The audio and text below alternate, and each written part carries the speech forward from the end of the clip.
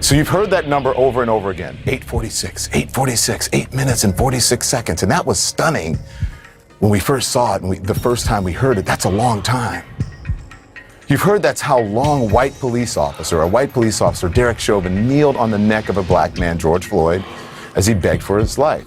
We learned today that it was much longer than that. He stayed on George Floyd's neck for 9 minutes and 29 seconds. I'm going to run a clock on the screen for 9 minutes and 29 seconds. It's an excruciatingly long time, much longer than you think, and it goes on and on and on.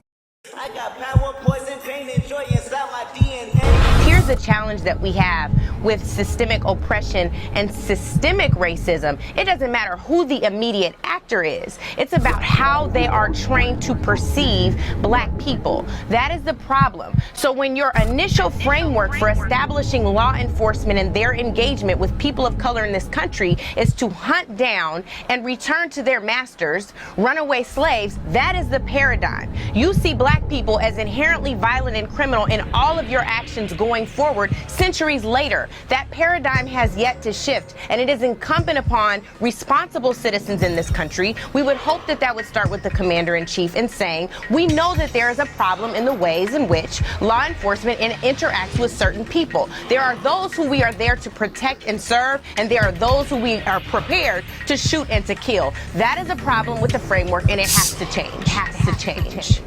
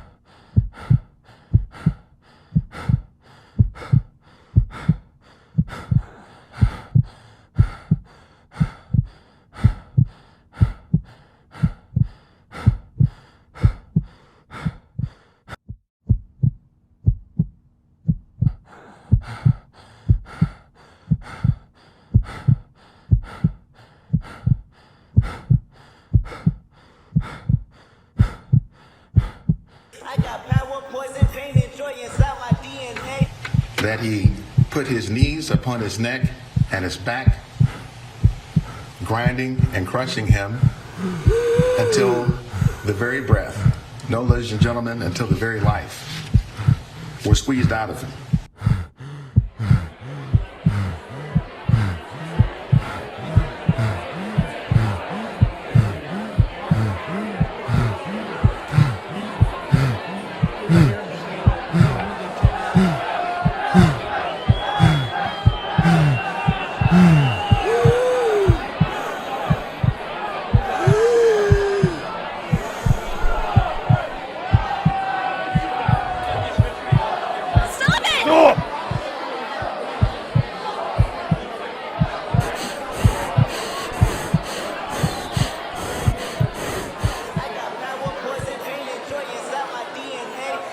What did that mean?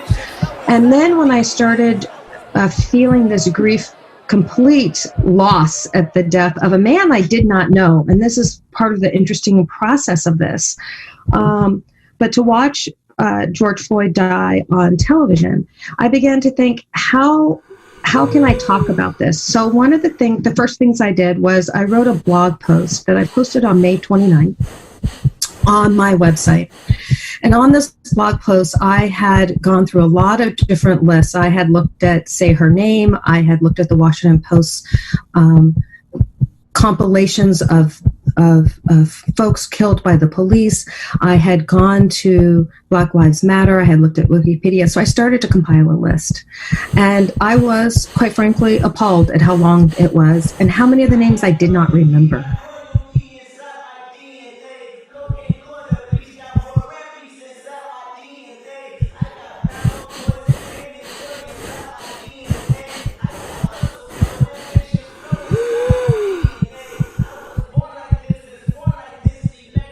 just read back some names. There in Illinois, we had Laquan McDonald and Rakia Boyd. In Texas, we had Sandra Bland. In Ohio, we had 12-year-old Tamir Rice and John Crawford. In New York, we had Eric Garner, Sean Bell, Akai Gurley, Amadou Diallo.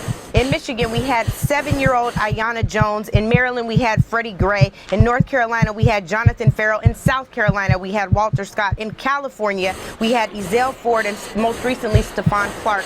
In my home state of Washington, Charlena Lyles, and that is just a sampling of how this is not a local issue. It is a national disaster. It is a national problem. It's reminiscent of everything that Black and brown people have experienced with law enforcement since the beginning of their establishment. It is a national problem.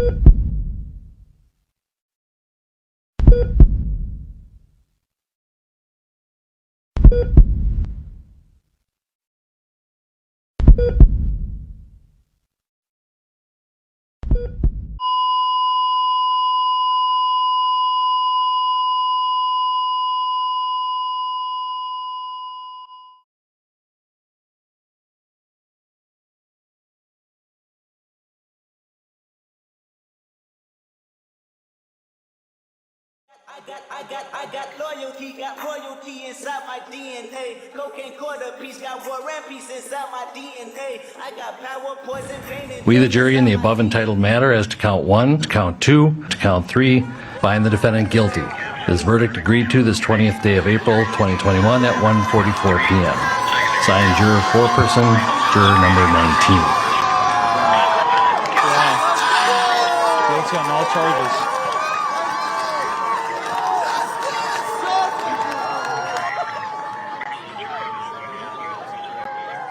Thank you, George Floyd, for sacrificing your life for justice, for being there to call out to your mom. How heartbreaking was that? Call out for your mom.